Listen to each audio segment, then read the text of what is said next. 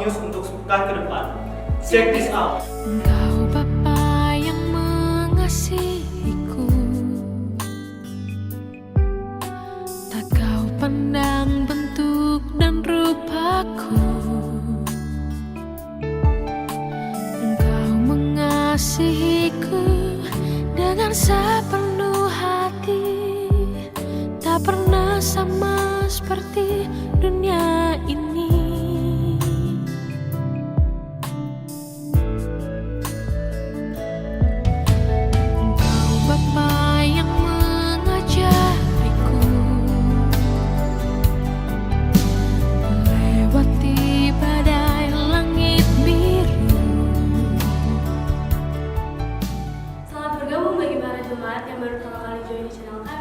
Welcome to our church. Jangan lupa like, share, and subscribe. Link di bawah ini ya guys.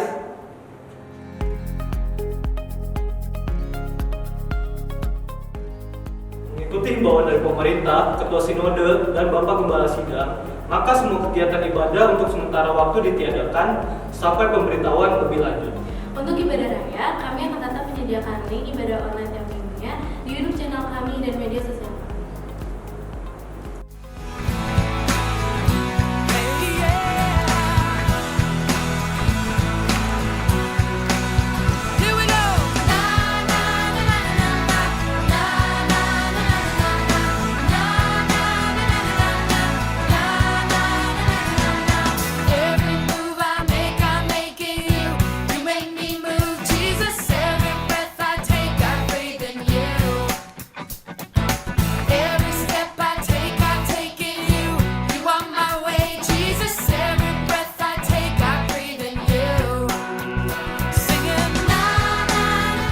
Lupa subscribe, like, dan cek.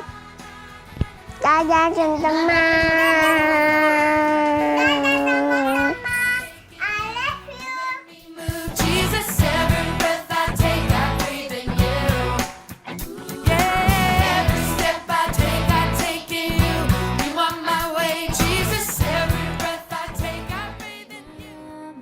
Arahan dari Bapak Gembala untuk semua pelayan, aktivis, dan jemaat dihimbau untuk sama-sama kita ambil waktu berdoa dengan pokok-pokok doa sebagai berikut. Pokok doa. Pertama, berdoa berantai untuk menghancurkan roh ketakutan, kekhawatiran yang sedang melanda Indonesia karena COVID-19. Kedua, doakan pemerintah agar dapat mengatasi bencana sehingga dapat dituntaskan tanpa makan korban yang lebih banyak. Ketiga, doakan para pemimpin rohani, pengerja dan jemaat agar terlindung dari tulah COVID-19. Empat, doakan jiwa-jiwa agar melalui ini mereka dapat mencari Tuhan lebih lagi. Amin. Demikian kompas pekan ini. Selamat hari Minggu, selamat beribadah. Tuhan Yesus memberkati. Bebaskanlah kami dari yang jahat.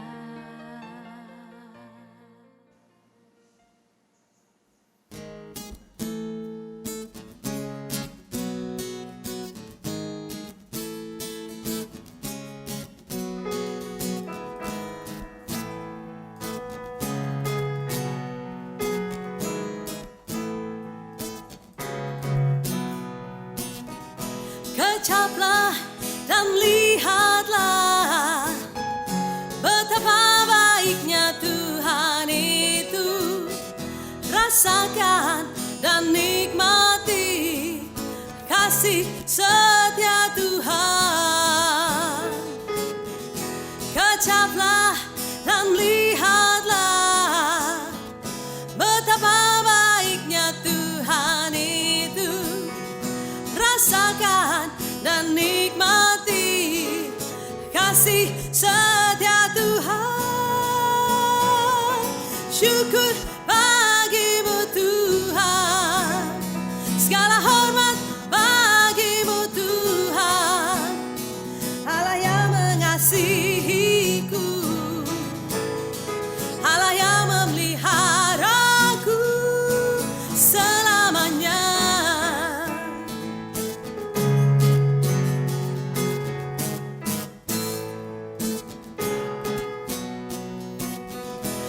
Kecaplah dan lihatlah betapa baiknya Tuhan itu. Rasakan dan nikmati kasih setia Tuhan. Kecaplah dan lihatlah betapa baiknya Tuhan itu. Rasakan dan nikmati kasih setia Tuhan. Syukur bagimu Tuhan, segala hormat bagimu Tuhan. Allah yang mengasihiku, Allah yang memeliharaku. Syukur bagimu Tuhan, segala hormat bagimu Tuhan. Allah yang mengasihiku, Allah yang memeliharaku. Syukur bagimu Tuhan, segala hormat bagimu Tuhan. Allah yang mengasihiku, Allah yang memeliharaku selamanya.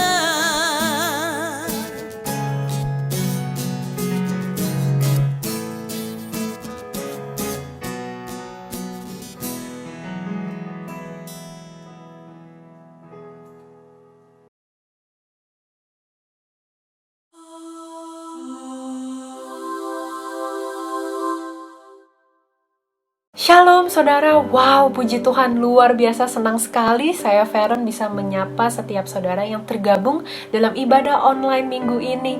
Apa kabarnya saudara? Saya yakin luar biasa baik karena Tuhan kita adalah Tuhan yang luar biasa baiknya, tidak pernah berubah dulu, sekarang, dan sampai selama-lamanya. Bahkan di masa-masa sekarang ini saya berdoa agar penyertaan dan pemeliharaan Tuhan nyata dalam kehidupan saudara. Amin. Saudara, kalau saya ada di hadapan saudara saat ini, saya yakin dan percaya ini bukan sebuah kebetulan, tapi ada satu kebenaran, satu pesan yang ingin Tuhan singkapkan buat saudara dan untuk saya juga. Nah, saudara, maka itu saya berdoa agar apapun yang tersampaikan lewat pesan singkat ini, semua hanya berasal dari kebenaran firman Tuhan yang kiranya bisa tertanam, bertumbuh, berkembang, dan berbuah dalam kehidupan saudara. Saudara, saya punya sebuah kebiasaan yang saya lakukan setiap akhir tahun menjelang tahun baru, saudara. Yaitu saya akan berdoa dan bertanya, apa yang saya doakan, apa yang saya tanyakan sama Tuhan. Yang pertama adalah, Tuhan, apa perkara yang akan kau kerjakan di tahun depan? Dan kemudian yang kedua saya akan bertanya, Tuhan, apa hal yang kau ingin aku pelajari dari pribadimu? Hal-hal yang mungkin selama ini saya tidak mengerti tentang Tuhan. Saya ingin mau mengenal Dia lebih lagi, apa yang membuat hatinya berkenan. Dan yang kedua, saya akan minta Tuhan untuk koreksi setiap karakter yang selama ini saya miliki, dan saya ingin perbaiki itu di tahun baru agar saya bisa semakin memiliki karakter Kristus dalam kehidupan saya. Dan saudara, ketika tahun 2019 kemarin saya berdoa untuk tahun ini, tahun 2020, kemudian Tuhan berikan satu ayat di 1 Samuel 15 ayat 22, dan akan saya bacakan untuk setiap saudara hari ini. 1 Samuel 15 ayat 22 dikatakan, tetapi jawab Samuel, apakah Tuhan itu berkenan kepada korban bakaran dan korban sembelihan sama seperti kepada mendengarkan suara Tuhan? Sesungguhnya mendengarkan lebih baik daripada korban sembelihan, memperhatikan lebih baik daripada lemak domba-domba jantan. Wow, mungkin kalau kita baca Alkitab di versi ini, kita hanya bisa melihat kata mendengarkan dan memperhatikan. Tapi saya akan bacakan kepada saudara satu versi, ini bahasa Inggris, tapi menurut saya mereka pakai satu kata yang maknanya lebih dalam dari sekedar mendengar dan memperhatikan. Yaitu, ini NIV, saudara, saya akan bacakan untuk saudara. Dikatakan, does the Lord delight in burnt offerings and sacrifices, as much as in obeying the Lord? Mereka menggunakan bukan kata mendengarkan, tapi mereka mengatakan obey, taat kepada Tuhan. Kemudian dilanjutkan, to obey is better than sacrifice. Taat itu lebih baik dari korban sembelihan. And to heed is better than the fat of rams. Memperhatikan lebih baik daripada lemak domba-domba jantan. Wah, ternyata bukan hanya mendengarkan saudara, tapi ada unsur taat. Nah, saudara, waktu ayat ini muncul, saya tidak menemukan hal itu relatable dengan keadaan saat saya menemukan ayat ini. Tapi berubah semenjak COVID-19 ini mulai masuk ke Indonesia, saudara. Kita semua tahu bahwa semenjak adanya pandemi ini, kita semua harus ada di rumah, semuanya harus diam di rumah.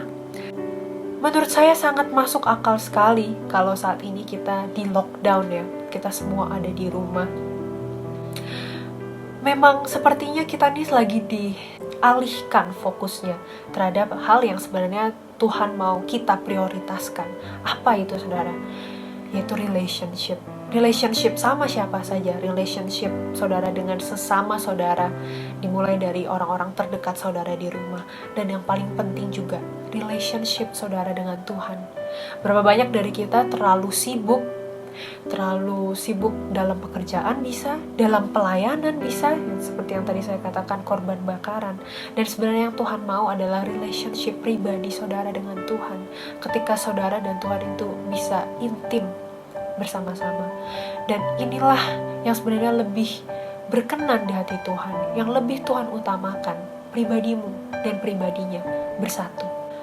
Yuk saudara, di masa-masa seperti ini, daripada kita komplain terhadap keadaan yang sekarang terjadi, yuk lebih baik kita sama-sama istirahat dalam hadirat Tuhan. Kita tanya Tuhan, kita riset pandangan kita, dan biarkan Tuhan bentuk dan Tuhan ambil alih lagi apa yang seharusnya menjadi prioritas dalam diri kita. Bangun hubungan itu kembali bersama Tuhan. Dengan pesan ini saya mau tekankan bahwa ketika kita berbicara tentang Tuhan, kita bukan berbicara tentang ritual, tapi kita berbicara tentang relasi. Semoga pesan ini bisa diterima dengan baik oleh saudara. Saya berdoa agar apapun yang saudara lakukan semua berkenan di mata Tuhan. Dan mari yuk sama-sama kita punya hati yang terus mau belajar, terus mau mengenal Tuhan lebih dalam lagi. Tuhan Yesus memberkati.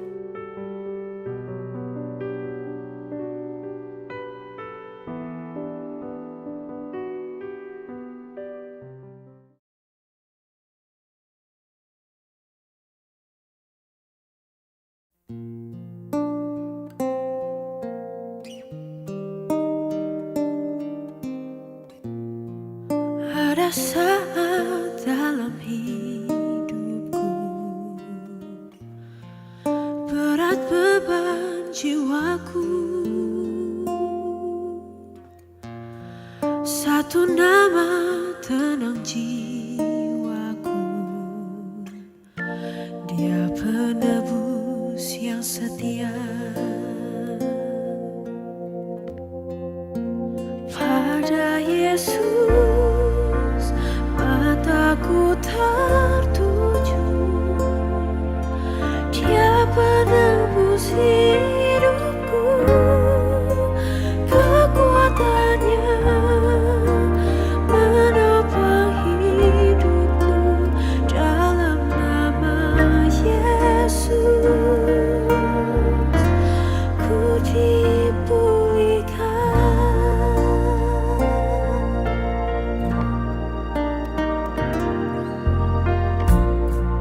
Ada saat dalam hidupku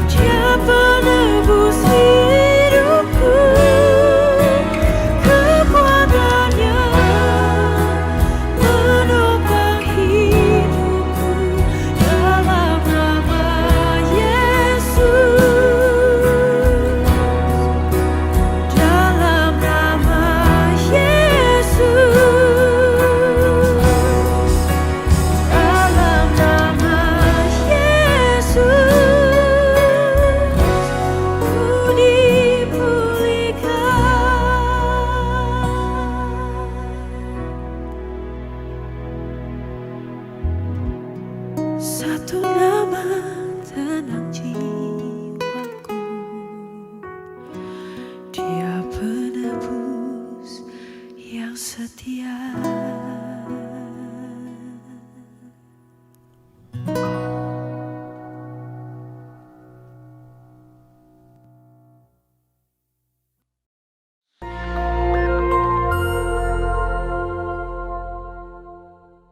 Shalom saudara, pada kesempatan ini kita akan membahas tentang pandemi dan akhir zaman. Pandemi COVID-19 sudah mengubah keadaan dunia ini, termasuk mengubah pemahaman orang percaya tentang akhir zaman. Banyak orang Kristen yang merasa kondisi yang sedang dialami ini seperti sedang menggenapi yang tertulis dalam Alkitab, terutama ayat-ayat yang berkaitan dengan akhir zaman. Hal ini diperkuat dengan beredarnya berita-berita spekulatif dan teori-teori konspirasi yang mengatakan bahwa pandemi ini adalah rekayasa sekelompok orang tertentu untuk tujuan jahat.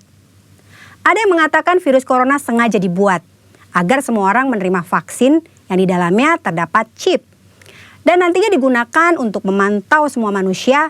Hal ini kemudian dikaitkan dengan tanda antikristus 666.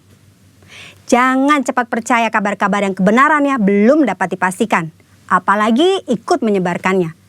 Kitab Amsal menulis bahwa orang yang menyembur-nyemburkan kebohongan akan binasa. Saudara jangan terjebak dengan eskatologi surat kabar, yaitu mencocok-cocokkan antara berita yang ada di surat kabar dengan nubuatan tentang akhir zaman. Insan Pentakosta harusnya mengarahkan pandangan kepada pengangkatan, bukan kepada penganiayaan. Insan Pentakosta harusnya semakin giat mencari wajah Kristus dan bukan kepo mencari identitas antikristus. Karena kita sangat percaya Tuhan Yesus akan datang kembali dengan segera. Jika kita lihat urutan peristiwa akhir zaman sesuai yang tertulis dalam Alkitab, ada dua hal yang perlu kita perhatikan. Yang pertama adalah pengangkatan dan yang kedua tatah pengadilan Kristus. Sedangkan peristiwa yang lainnya akan terjadi tanpa ada andil dari kita. Mengenai pengangkatan, banyak orang menaruh perhatian yang keliru, yaitu kepada kapan waktu pengangkatan terjadi dan bukan pada apakah kita akan diangkat ketika Tuhan Yesus datang kembali. Pengangkatan pada dasarnya berbicara tentang keselamatan.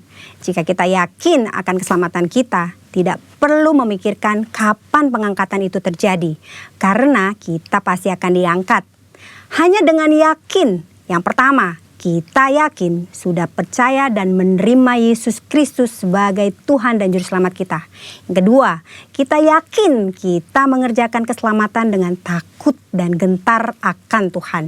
Yang ketiga, kita yakin kita selalu hidup berjaga-jaga di dalam Tuhan. Kita semua rindu mengalami pengangkatan, namun tidak semua orang percaya akan mengalami pengangkatan dalam kondisi masih hidup. Contohnya untuk orang percaya yang sudah meninggal, mereka juga akan mengalami kebangkitan dan pengangkatan. Oleh karena itu, kita berjaga-jaga setiap saat, bukan karena tanda akhir zaman sudah tiba, karena kita tidak tahu kapan Tuhan memanggil kita. Berikutnya mengenai tata pengadilan Kristus. Semua orang yang diangkat tetap harus menghadap tata pengadilan Kristus. Tujuannya adalah untuk memperhitungkan pekerjaan pelayanan yang dilakukan. Pekerjaan dilakukan dengan motivasi yang tulus tentu akan mendapatkan upah. Sementara pekerjaan yang dilakukan dengan motivasi yang tidak tulus pasti tidak akan mendapatkan upah. Upah yang kita terima dilambangkan dengan sebuah mahkota. Mungkin kita berpikir, saya tidak membutuhkan mahkota, yang penting saya masuk sorga. Itu saja sudah cukup. Ini adalah pemikiran sangat-sangat keliru. Ada dua alasan kenapa kita harus menerima mahkota. Yang pertama, mahkota adalah lambang pemerintahan kita bersama Tuhan. Mereka yang menerima mahkota akan memerintah dalam kerajaan 1000 tahun, bahkan sampai pada kekekalan. Yang kedua, mahkota adalah lambang penyembahan kita kepada Tuhan. Dalam Wahyu pasal keempat, Rasul Yohanes melihat di surga ada 24 tua-tua yang duduk di sekeliling tata. Mereka memakai jubah putih dan mahkota emas di kepala mereka. Mereka melambangkan orang percaya yang sudah diangkat. 24 tua-tua itu tersungkur, lalu melemparkan mahkota mereka di hadapan Tatah sebagai bentuk penyembahan kepada Tuhan Yesus. Saat kita bertemu dengan Tuhan Yesus, mahkota yang kita terima akan kita persembahkan kepada Tuhan Yesus. Saudara, itu sebabnya jangan puas diri dengan berkata, yang penting saya masuk sorga. Tidak cukup hanya masuk sorga, saudara. Kita harus mengalami pengangkatan, masuk sorga dan menerima mahkota. Tanpa mahkota, kita tidak akan memerintah bersama-sama dengan Tuhan. Karena artinya kita tidak punya apa-apa untuk kita persembahkan kepada Tuhan. Pandemi COVID-19 bisa jadi salah satu tanda kedatangan Tuhan Yesus yang kedua kali. Itu sebabnya mari kita berjaga-jaga, hidup sesuai dengan firman Tuhan, giatlah bersaksi untuk menuntaskan amanat agung. Agar kita diangkat masuk ke sorga dan menerima mahkota. Waktunya semakin singkat, saudara. Tuhan Yesus akan segera datang. Amin. Maranatha, Tuhan Yesus memberkati.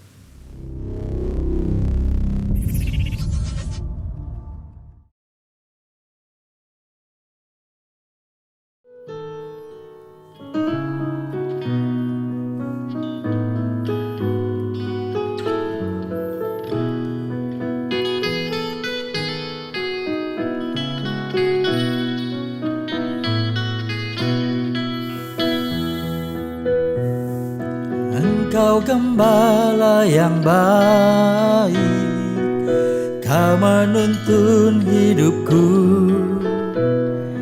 dan bawaku ke air tenang, menyegarkan jiwaku. Sekalipun ku berjalan dalam lembah kekelaman, tak akan gentar ku melangkah, sebab Engkau besertaku.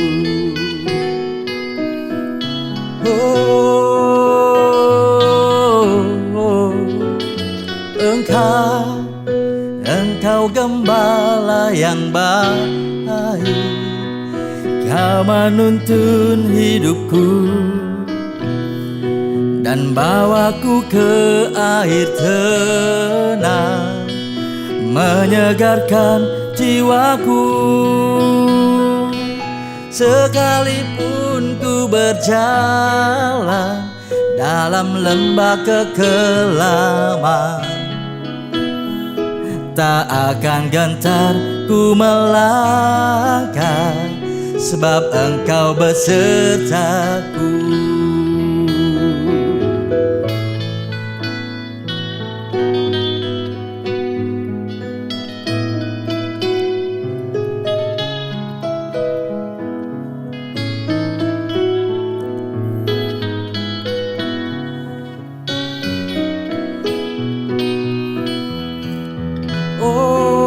Sekalipun ku berjalan dalam lembah kekelaman, tak akan gentar ku melangkah, sebab Engkau besertaku. Sebab Engkau besertaku, sebab Engkau besertaku.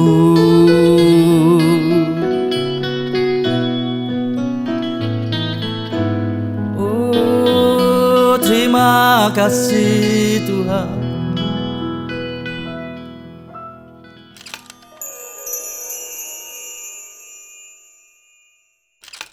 Shalom saudara, hari ini kita jumpa kembali. Nah, saya mau tanya saudara, apakah keadaan saudara baik-baik? Ataukah saudara merasa hari ini saya sedang mengalami hal yang tidak baik? Saya sedang mengalami social distancing, saya harus lockdown, berada di rumah. Dan saya mulai frustasi, saya mulai stres. Banyak teman-teman saya bilang gini, bete gua, tiap hari gua harus di rumah. Nah saudara, sehingga apa? Sehingga saudara merasa pengharapan saudara selesai. Amsal 6 ayat 11 dikatakan, tidur sebentar lagi, mengantuk sebentar lagi, melipat tangan sebentar lagi untuk tinggal berbaring, maka datanglah kemiskinan kepadamu seperti seorang penyerbu dan kekurangan seperti orang yang bersenjata. Nah, saudara, jangan saudara terpesona sama masa-masa di mana kita memasuki masa perhentian. Saudara, peluang itu harus diciptakan, bukan hanya dihayalkan, bukan hanya diimpikan, bukan hanya berdiam diri. Ini saatnya kita melihat perbedaan antara orang yang kreatif dan orang yang pasif. Orang yang rajin selalu memiliki pandangan yang positif, sedangkan pemalas dalam hal apapun pandangannya selalu negatif. Jadi saudara, jangan melihat. Amsal 6 ayat 9 berkata, hai pemalas, berapa lama lagi engkau berbaring? Bilakah engkau akan bangun dari tidurmu? Saudara, social distancing, diam di rumah saja, bukan berarti kesempatan untuk melipat gandakan kemalasan. Bagi mereka yang rajin, tentunya dimanapun mereka berada, selalu bisa menciptakan peluang. Katakan, menciptakan peluang. Amsal 6 ayat 6-8 berkata, hai pemalas, pergi kepada semut, perhatikan lakunya dan jadilah bijak, biarpun tidak ada pemimpinnya. Saya mau tanya sama saudara, ada gak semut yang lagi duduk ngelamun, kebingungan? Saya mau kasih tahu sama saudara, itu semut mati. Kalau semut hidup, enggak ada saudara yang diam. Mereka bergerak, mereka selalu bergerak dan bergerak. Nah saudara, biar saudara di tengah-tengah bencana COVID-19 jangan pernah merasa mati langkah, apalagi mati pengharapan. Lihat, Tuhan selalu membuka jalan bagi mereka yang rajin. Nah saudara, saya teringat ketika di zaman Abraham, di Kejadian 26 ayat 15 dan 16a dikatakan, waktu itu segala sumur yang digali dari zaman Abraham ayahnya oleh hamba-hamba ayahnya itu telah ditutup oleh orang Filistin dan ditimbun dengan tanah. Lalu Abimelek kepada Ishak, pergilah dari tengah-tengah kami. Nah saudara perhatikan, sumur-sumurnya yang dibangun oleh orang tuanya Abraham itu ditutup. Bahkan bukan hanya sekedar ditutup, dikatakan Ishak diusir sama Abimelek, suruh pergi. Nah, saudara, seberapa banyak hari-hari ini kita melihat orang tidak boleh bekerja, mereka harus diam di rumah, di PHK. Mereka kehilangan penghasilan, mereka kehilangan pendapatan, diusir dari sumber kehidupan mereka. Bagaimana sikap saudara sebagai orang yang percaya? Apakah saudara frustasi? Apakah saudara putus pengharapan? Coba kita belajar dari Ishak. Ishak sumurnya ditutup, diusir. Tapi saudara, di Kejadian 26 ayat 20 sampai 22 dikatakan begini. Lalu bertengkar para gembala Gera dengan para gembala Ishak. Kata mereka, air ini kepunyaan kami. Dan Ishak menamai sumur itu Esek. Nah saudara, ketika Ishak menggali sumur di Esek, keluar air, diakuin sama orang, direbut sama orang. Mereka bertengkar. Tapi apa yang dilakukan oleh Ishak? Ketika sumurnya itu direbut, dia tidak menjadi stres, dia tidak menjadi putus asa. Maka dikatakan apa? Ishak pergi ke tempat yang lain. Ishak gali lagi sumur, sampai akhirnya apa? Dia ketemu lagi sumur di Sitna. Sama saudara, sumur yang dia gali itu direbut lagi. Nah saudara, Ishak tidak putus asa, Ishak tidak putus pengharapan. Dia selalu melihat di dalam Tuhan selalu ada peluang. Kemudian Ishak pergi lagi ke sumur yang lain. Dikatakan mereka menemui sumur yang berikut yang dinamai Rehobot. Nah saudara, di sini Ishak ketika dia menggali sumur yang berikut, yang ketiga, maka sumur ini tidak lagi menjadi sumur yang dipertengkarkan, Akhirnya Ishak bisa hidup dari sumur itu. Dia bisa hidup, menghidupi keluarganya, menghidupi bangsanya, menghidupi negerinya. Dikatakan apa? Sekarang Tuhan telah memberikan kelonggaran kepada kita sehingga kita dapat beranak cucu di negeri ini. Saya mau katakan sama saudara, sesulit apapun kehidupan zaman sekarang, selalu ada peluang untuk menemukan sumber kehidupan. Ingat selalu akan janji-janji Tuhan. Galilah sumur-sumur kehidupan Anda dengan penuh semangat.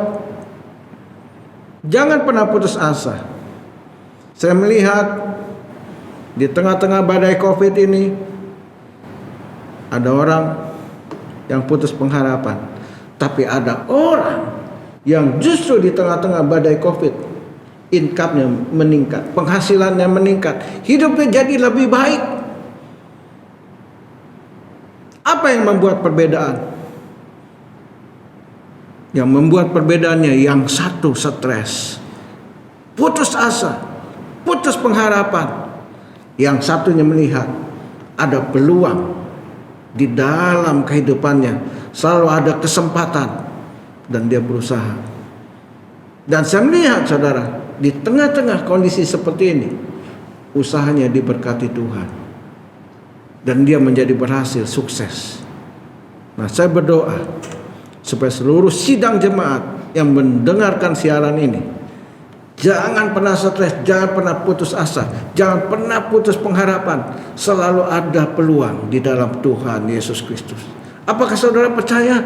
Kalau saudara percaya, angkat tangan saudara, saya mau berdoa buat saudara. Tuhan Yesus, Engkau melihat umat-Mu. Kalau hari ini mereka sedang galau, mereka sedang putus pengharapan, hamba percaya ya Tuhan, setelah mereka mendengar firman Tuhan ini, setelah mendengar khotbah ini, hati mereka diubah oleh Engkau, sehingga Roh Kudus bekerja di dalam hati mereka, sehingga mereka tahu bahwa di dalam Tuhan selalu ada peluang. Ubah hati mereka, jadikan mereka orang-orang yang rajin, yang bersemangat, yang bergairah, agar ada ide-ide yang kreatif turun di dalam hati mereka, sehingga mereka bisa menemukan sumur-sumur yang baru, sumur-sumur pengharapan, sumber-sumber pengharapan yang baru. Dan hamba percaya ya Tuhan, hidup mereka terpelihara, hidup mereka terjaga, keluarga mereka diberkati Tuhan. Terima kasih Bapa. Hamba percaya Engkau tidak pernah meninggalkan umat-Mu. Hamba percaya Engkau senantiasa mengasihi mereka. Hamba percaya ya Tuhan, Engkau siap untuk memberkati hidup mereka. Terima kasih Tuhan. Terima kasih Roh Kudus. Pulihkan hidup umat-Mu. Jaga dan pelihara mereka, karena mereka adalah biji mata-Mu, umat kesayangan-Mu. Terima kasih Tuhan Yesus, di dalam nama Yesus Kristus. Haleluya. Amin. Ku bawa kepadamu, oh Tuhan,